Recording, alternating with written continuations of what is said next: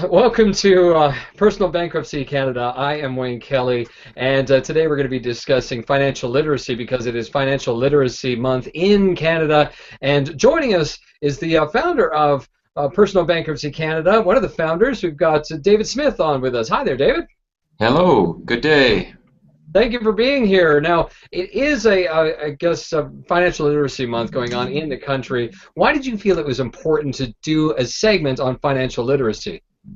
Uh, Financial literacy is something that I first actually heard about 3 or 4 years ago, that this campaign for the month of November was something that people felt they should start talking about and create a month for talking around financial literacy. And to be frank, what are they talking about with what is financial literacy? What's the conversation?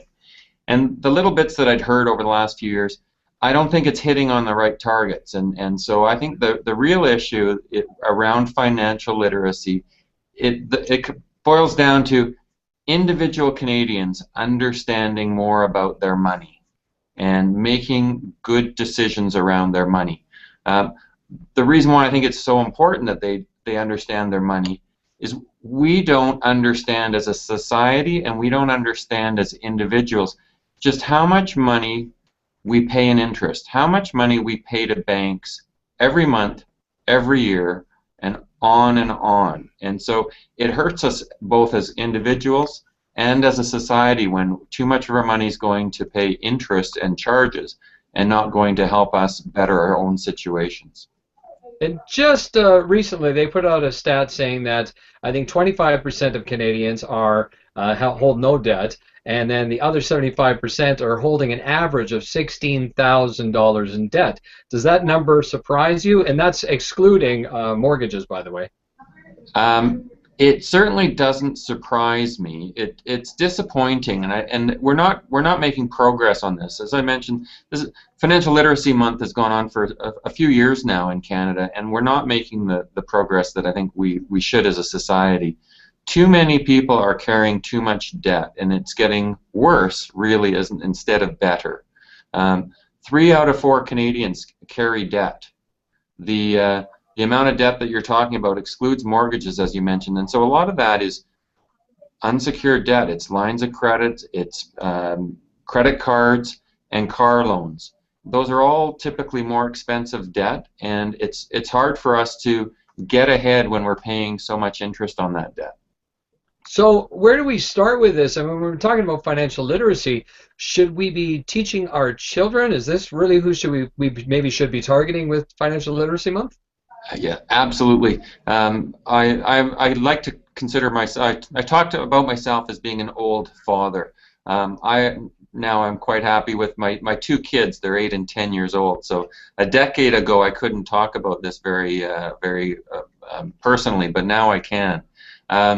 I think that when we talk about kids and financial literacy, it's something that we should be talking about our entire lives, the entire lives of our children. Is when we should be talking about financial literacy. We should be just talking about money in our lives. How we spend money. It should be a conscious thing and a reflection of our values. That's what we model to our kids. Why we choose to spend money on this rather than that. Money is limited. When we go out for dinner, do we have a conversation about, because we spent the money for dinner last night, we're going to do something free tomorrow?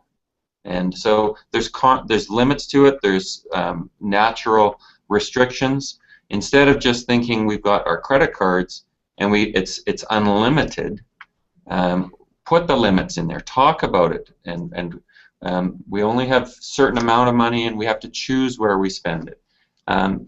All of those kinds of conversations and topics with kids, they start to understand that money is something to be valued and to choose very specifically what we want to spend it on, rather than just think we can do whatever we want because we have money. And often kids, I think, are even better at understanding money than adults are, because I remember my daughter saving up, bought herself this, brand name sweater that was really important to her, but then she was broke for quite a while, and she realized that she could buy 5 of those sweaters on sale instead, not that exact Yeah. kind, but she can Yeah. buy 5 different ones. And she learned really quickly that, hey, you know what? I've got to watch where I'm spending my money because it takes a long time as a kid to earn that money. Absolutely, and so kids can learn at very young ages about values and how to think about money and savings. And conversely, I think for most of us in Canada, we might not have learned that growing up, and so it's not natural to us, and we have to rethink about our behaviors. And it's hard to change behaviors. It's hard to change the way we think. It takes effort and work to do that. So it's much easier to have people learn it at a young age and then have that naturally occur when they're in their adult lives, rather than maybe for most of us now, we're trying to unlearn behaviors from our teens and 20s and 30s. You mentioned there's 3 important skills that people need to know when it comes to financial literacy. What are those 3 things? Well, the three things that I really want to talk about today are credit cards. And so part of the skill around this is to understand what is a credit card and how do they really operate. Credit cards are a way of accessing credit, so it's money we may not have, to make a purchase today. When we use a credit card, the company that we're buying the product from is actually paying quite a large amount of money as a service fee to the credit card company. So when we use a credit card, one is we're really paying too much for the item that we're buying because it's a cost that we're having to bear because it's charged to the retailer. So by using credit cards, it's actually increasing the cost of everything. So if we stop using credit cards, we should see over time that savings is passed on to consumers. Secondly, when we use the credit cards, we end up often paying far, far too much in interest. If we miss the payment due date, or if we can't pay the amount that's on our bill in full, we pay a very high rate of interest on our credit cards. Banks love this. They make money both when we spend it through the retail service charges that they levy, as well as the interest that they're charging. The credit card interest rate is not a typical rate of interest for somebody who's been pre-approved for credit and the bank is happy to lend the money. It's set at a very high level of credit, a high level of interest. It makes the banks an incredible amount of money every year, and it comes out of our pockets. So when we use a credit card, if we are going to, we need to make sure that we know the payment dates and we have access to money to pay the bill in full, so we're not wasting our money on interest paying it to the banks. If you're using a credit card and you are aware of your payment date and you don't have enough cash in your bank account to pay it in full, find another cheaper rate a loan to be able to pay that credit card. So you may be able to go to the bank and get a line of credit for $15,000 that they may charge an interest rate of only maybe 8% or 6% interest on that line of credit, whereas your credit card rate might be 19% or even 28% interest rate. So just by changing where and how you're borrowing the money, you can save thousands of dollars of interest. It's almost criminal what the banks are now charging. I've seen some statements they're increasing it. It's like 28% if you don't have a value card or a special card. It's phenomenal the amount of money they charge you. Well, and part of the way I look at it is you could view it as almost criminal, but the other way to look at it is the financial literacy is this is not something you should be using as a loan. We need to re-educate ourselves that credit cards are a convenience and pay them off in full at the end of the month, because if you don't, you're paying way too much in interest. So don't think of them as a loan that should be at a lower rate of interest. Think of them as a very, very high rate of interest, and you never want to pay that. So get a line of credit, transfer the balances off your credit cards, put them on your line of credit, and then stop using your credit cards. So, okay. So if somebody's having a hard time with that, David, if somebody's having a hard time doing that, what's your advice to them?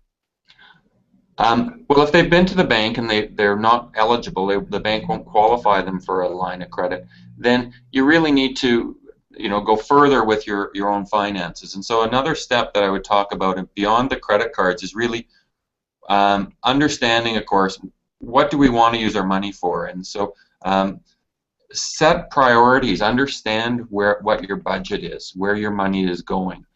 When we know how we're spending our money, we can start to change the behaviors around that. And most of us now in Canada don't know where we spend our money. And again, you could say, and the banks love that because we don't know how much money we're paying to banks. So we don't stop and change our behavior. So track your money. Look at where you're spending your money for a day, maybe for a week, for a month. Some people are tracking their money all the time forever. And my real question is, why not? Because every business in Canada essentially has to do their own accounting and track their money so they can manage the business properly. Why are we as individuals not taking a similar approach on how we manage our money? So once we learn where we're spending our money, we learn what can we reduce, what can we change to spend less.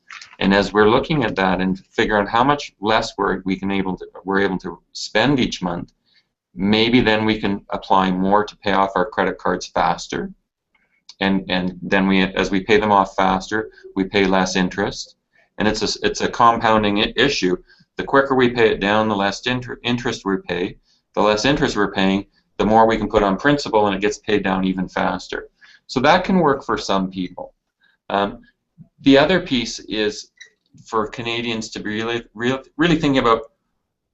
We've got to this stage where in Canada we're really carrying a record amount of debt, and right now the banks are saying we're carrying around 163% of a debt-to-income ratio. What that really means to the average person is, if we earn $40,000 a year, the statistics show that we owe over $65,000. So we earn 40 a year and we owe over $65,000. That's an average. So some people owe a lot more than that and some people would owe less, but we're still carrying a lot of debt. Personally, I think this is crazy. We're paying way too much in interest. If that debt was even being carried at an average of 10%, then that $65,000 of debt that we're carrying is really works out to $6,500 every year, or $550 a month of interest. So those are averages, right? So $550 a month of interest. Wow. Just when you put them in those numbers, it's just amazing. I think that's it. You're so right. It's the power of that pen and the paper. Mark down everything that you're spending on. You'd be amazed at what kind of money you don't need to be spending every month. Any final thoughts here? Well, I would like to share, and I won't name the bank that put this out, but very recently in the news, a bank said 163%, that may be a little too much of debt for Canadians to be carried. They were suggesting, this bank, that they'd feel more comfortable if we got it down to about 153%. Now, what they're saying is, instead of us paying $550 a month of interest, they think it would be more comfortable in a safer situation if we only paid $500 a month of interest. That's what the banks are saying, because they want us to be paying $500 a month of interest. It's not in our best interest to do so. So we have to think of, in our own minds, how much debt is okay for us. And if we can start to shift our thinking around this to say, really no debt is the right amount. It's not whether we get from 163 down to 150 or 120 or down to 100% of what we earn a year. It's really no debt, no interest should be what we go. It was only a few decades ago that I remember very clearly when families paid off their mortgage. It was a big celebration and they had the mortgage burning party. And perhaps we can get back to that kind of thinking of working hard to pay off first the highest rate of interest debt, which is typically credit cards, and have a celebration when we get our credit cards finally paid off. And then work to pay off lines of credit and other kinds of debt that we're carrying.